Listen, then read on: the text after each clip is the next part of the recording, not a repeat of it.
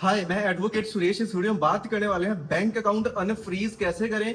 Last video में हमने बात करी थी किस तरीके से लोगों के जो बैंक अकाउंट्स हैं डे बाय डे फ्रीज होते जा रहे हैं। ट्रांजैक्शन कोई 100-200 रुपए की भी होती है, लेकिन बैंक में जितना भी पैसा पड़ा है पूरे का पूरा फ्रीज कर देता है आपका बैंक। यानी कि आप अपने बैंक से पैसे निकाल नहीं सकते। आपके बैंक में पैसे आ तो सकता है, लेकिन आप उसको निकाल नहीं सकते हैं। तो भाई क्या ही फायदा ऐसे बैंक अकाउंट का, जिसमें मैंने बात करी थी कि बैंक अकाउंट जो आपके फ्रीज हो रहे हैं, जो आपके फ्रोजन हो रहे हैं, उसके रीजंस की बात करी थी कि किस तरीके से साइबर सेल की कंप्लेंट की वजह से जो 7 लेयर्स तक जहां जहां पे ट्रांजैक्शंस होती है उन सबके अकाउंट बैन हो रहे हैं, फ्रीज हो रहे हैं। तो काफी सारे कमेंट्स आए कि अब तो फ्रीज हो चुका है, अब उसको हम अनफ्रीज करने के लिए क्या करें। देखिए, अनफ्रीज करने के लिए सबसे पहला स्टेप आपने क्या करना है कि जिस भी ब्रांच में आपका बैंक अकाउंट है, आप अपने ब्रांच में विजिट कीजिए। मैं फर्स्ट स्टेप की बात कर रहा हूं।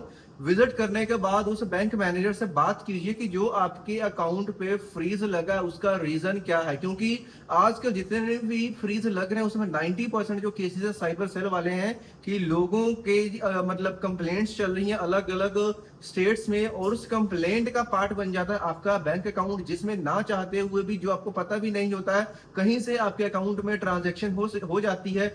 हो सकता है वो आपका पड़ोसी हो सकता है वो आपका कोई कस्टमर हो, मतलब कहीं से ही पैसा आता है, आपका अकाउंट फ्रीज होता है। तो इसकी डिटेल कौन देगा आपको? आपका बैंक देगा। तो सबसे पहला काम आपने ये करना है, बैंक से डिटेल निकलवानी है। और सेकंड स्टेप से पहले चीज बता देता हूं कि भाई जैसे कभी भी कोई प्रॉब्लम आती है तो वहीं पे स्कैमर्स पैदा हो जाते हैं मार्केट में। बहुत सारे लोग मतलब वीडियोस बना रहे हैं, एजेंट्स वीडियो बना रहे हैं, जो आपको बोलते हैं कि अगर आपका अकाउंट बैन हो गया है तो आप हमसे कांटेक्ट कीजिए, बिना साइबर सेल गए हम आपका अकाउंट ओपन करवा देंगे। और लोग उनके झांसे में आ रहे हैं, कोई 10,000, कोई 20,000, कोई 25-25, 30,000 रुपए उनके अकाउंट्स में डाल रहे हैं, लेकिन उसके बाद भी कोई सोल्यूशन नहीं होता। या तो आपका नंबर ब्लॉक कर दिया जा रहा है या आपको प्रॉपर रिस्पॉन्स नहीं मिल रहा है। ऐसी भी चीजें हमने सुनी है, देखी है। तो सबसे पहले देखिए भाई, ऐसा कुछ भी एग्जिस्ट नहीं कर रहा है कि मतलब किसी को आप पैसे दे दोगे और वो बंदा पैसे लेने के बाद आपका अकाउंट फ्रीज करवा देगा। इस स्कैम से बचिए। सबसे पहला स्टेप आपने क्या करना है, अपने अपने बैंक के ब्रांच में विजिट करके डिटेल निकलवानी है। उस डिटेल में प्रॉपर वहां पे रहेगा कि अगर जो रीजन है वो साइबर सेल की वजह से है, यानी कि आपने कोई ऐसी पेमेंट ले ली, कोई गेमिंग एप्लीकेशन जो इलीगल गेमिंग करती थी, कोई बैटिंग वाली एप्लीकेशन थी, या कोई क्रिप्टो करेंसी की ट्रांजैक्शन कर रहे थे, पीयर टू पीयर ट्रांजैक्शन कर रहे थे, आपने कोई ऐसी online peer to peer site पे अपने कुछ करेंसीज को, यूएसडीटी को सेल किया, उसके बदले में कोई पैसा आ गया, या किसी भी तरीके से आपका अकाउंट बैन हो चुका है, तो वो डिटेल आपको जब बैंक दे देगा, तो जो बैंक आपको डिटेल देगा उसमें पूरी डिटेल रहेगी, कंप्लेंट कहां पे हुई है, और उस जिस भी थाने में हुई होगी साइबर सेल के, उसके जो इंस्पेक्टर होगा, जो हेड होगा, इंचार्ज होगा, एसएचओ होगा, उसका आपको कॉन्टैक्ट डिटेल मिलेगा। और वहां पे एड्रेस रहेगा कि किस साइबर सेल के किस पुलिस स्टेशन में हुआ है। तो अब आपके पास यहाँ पे डिटेल निकल गई है। अब यहाँ पे आप क्या कर सकते हो, देखिए वैसे तो वो ज्यादातर वो आपको फोन पे रिस्पॉन्स नहीं करते हैं, लेकिन कोशिश कीजिए अगर आप उनसे बात कर रहे हैं, अगर आपका फोन उठा रहे हैं, तो या तो आप अच्छे से प्रिपेयर होकर के उनसे बात कीजिए, रिक्वेस्ट कीजिए कि जो भी यहाँ पे कंप्लेंट हुई है, जो भी आपके पास ट्रांजैक्शन आई है, आप उसको प्रूव करने के लिए, उसकी डिटेल देने के लिए आप रेडी हो। और अगर आपकी किस्मत अच्छी होती है, अगर वो मान जाते हैं कि ईमेल के थ्रू अगर आप अपनी डिटेल्स उनको दे दो, उनको सेटिस्फाई कर दो कि हाँ भाई इसमें मेरी कोई गलती नहीं थी, मेरी तो जो ट्रांजैक्शन थी मुझे पता भी नहीं था, और उसमें आपने ये रिक्वेस्ट कर दो कि जितनी अमाउंट पे प्रॉब्लम है आप उस अमाउंट को फ्रीज कर लो, हमें कोई प्रॉब्लम नहीं है जब तक मैटर सॉर्ट आउट नहीं होता, लेकिन हमारे बाकी के अकाउंट को अनफ्रीज कर दो। इस चीज के लिए आप अपने जहां से भी हो आप किसी एडवोकेट से बात कर सकते हैं, क्योंकि आपके बात करने के तरीके में और एक एडवोकेट के बात करने के तरीके में फर्क होगा। तो चांसेस है, लोअर चांसेस है कि फोन पे बात बन जाए। तो अगर बात बन जाती है ईमेल के थ्रू डिटेल्स भेजने के बाद, अगर वो एनओसी दे देते हैं, तो वही मतलब मेल कर देंगे अगेन आपके बैंक के मैनेजर को, जो भी आपका बैंक है, मतलब आपके बैंक के ब्रांच को, कि उनको अब कोई ऑब्जेक्शन नहीं इस अकाउंट से, इस अकाउंट पे लगा हुआ जो हमने फ्रीज लगवाया था, बैन लगवाया था, आप उसको हटा दो और इस अकाउंट को एक्टिवेट कर दो। तो आपका सेकंड स्टेप पे अकाउंट का एक्टिवेट हो जाएगा।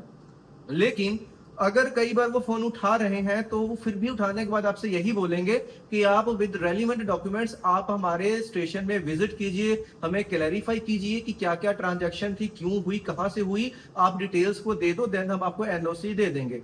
उस केस में अब आपको, अगर मान के चलो आप दिल्ली से हो और आपकी जो कंप्लेंट है वो तेलंगाना में हुई है, आपकी कंप्लेंट बंगाल में हुई है, आपकी कंप्लेंट यूपी में हुई है, जहां भी हुई है, अब आपको वहां पे जाना पड़ेगा।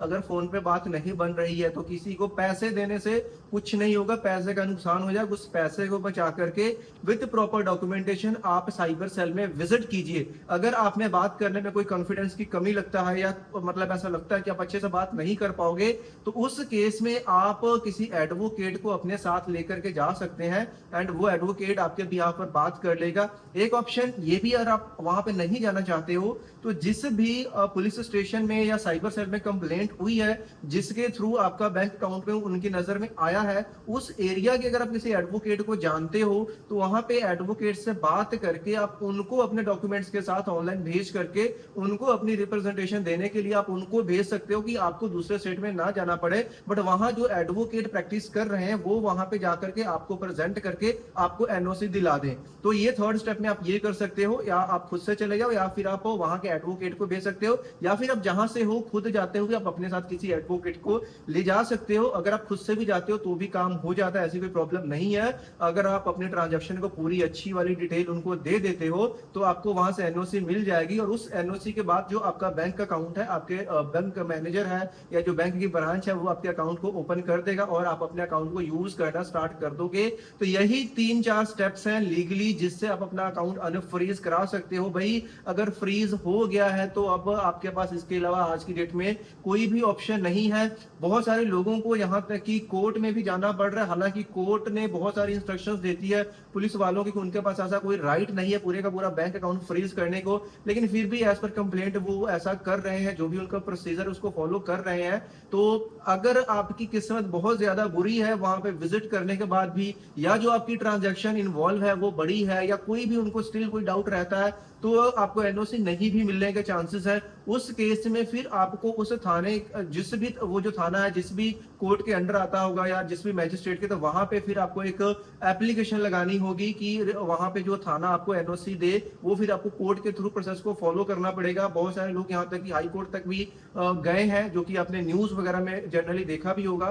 तो इस चीज को आप सीरियस लेकर के जितना जल्दी हो सके इसके ऊपर अपना एक्शन स्टार्ट करें। कुछ लोगों के कमेंट से कि एक अकाउंट मेरा फ्रीज तो हो गया लेकिन उसमें ज्यादा पैसे नहीं है, सिर्फ 1000-2000 उसमें अमाउंट थी, तो क्या अगर मैं उसको अनफ्रीज नहीं करवाता हूं तो क्या वो मेरा चलेगा या फिर मेरे दूसरे अकाउंट से बैन हो जाएंगे। देखिए अब तक की जो अपडेट है, सिर्फ जिस अकाउंट में प्रॉब्लम सिर्फ वही बैन होता है, आपके बाकी के अकाउंट्स को कोई दिक्कत या प्रॉब्लम नहीं होती है। बट स्टिल अगर बैन हुआ है और तो आपको अनफ्रीज करवाना चाहिए। बहुत सारे केस में लोग बोलते हैं अगर हम कुछ भी ना करें तो क्या होगा, चांसेस है कि कुछ भी नहीं होगा, लेकिन अगर अगेन वही, अगर आपकी ट्रांजैक्शन की जो अमाउंट है वो किसी शक के दायरे में आती है तो वहां की पुलिस आपको एक नोटिस भेज सकती है वहां पे आने के लिए, और अगर वो नोटिस आता है देन आपको डेफिनेटली वहां पे जाना ही पड़ेगा। अगर आप नहीं जाते हो देन आपके अगेंस्ट अरेस्ट वारंट भी निकल सकता है, क्योंकि आपकी जो भी उनकी इन्वेस्टिगेशन उसमें सपोर्ट तो करना पड़ेगा। एक बार प्रॉब्लम आ गई तो इससे निकलना जरूरी है। बचने का तरीके यही है, जिस भी आप किसी से पेमेंट ले रहे हो वो बंदा ट्रस्टेड होना चाहिए। ऑनलाइन गैम्बलिंग बंद कर दो, ऑनलाइन बेटिंग एप्स को यूज करना बंद कर दो, क्रिप्टो करेंसीज की अगर ट्रांजैक्शन कर रहे हो, किसी को क्रिप्टो दे रहे हो उसके बदले में आप अपने अकाउंट में पैसा ले रहे हो, ऐसी ट्रांजैक्शंस बंद कर दो, तभी जाकर के आप सेफ रह पाओगे। क्योंकि सेफ्टी ही यहाँ पे आपकी फर्स्ट प्रायोरिटी होनी चाहिए, क्योंकि उसके बाद का जो प्रोसेस बहुत लेंथी और कम्प्लेक्स होने वाला है, जिसमें भागा दौड़ी के साथ साथ पैसे भी अच्छे खासे खर्च होने वाले हैं। स्टिल कोई डाउट क्वेश्चन बच जाता प्लीज कमेंट करके जरूर बताइए, अपना एक्सपीरियंस शेयर कीजिए। और अगर आपको मेरे से कोई हेल्प या किसी भी चीज की जरूरत है देन आपको कमेंट बॉक्स डिस्क्रिप्शन में आपको कंसल्टेशन नंबर मिल जाएगा, उस पर मैसेज करके अपॉइंटमेंट के थ्रू डायरेक्टली आप फोन पे बात कर सकते हो। मिलते हैं नेक्स्ट वीडियो में किसी और इन्फॉर्मेशन के साथ। अगर कोई डाउट क्वेश्चन हो प्लीज कमेंट जरूर करें, और चैनल के ऊपर नए हैं तो वीडियो को लाइक करके चैनल को सब्सक्राइब जरूर करें ताकि इस तरह की लीगल नॉलेज आप तक पहुंचे सबसे पहले। See you soon in the next video, bye bye.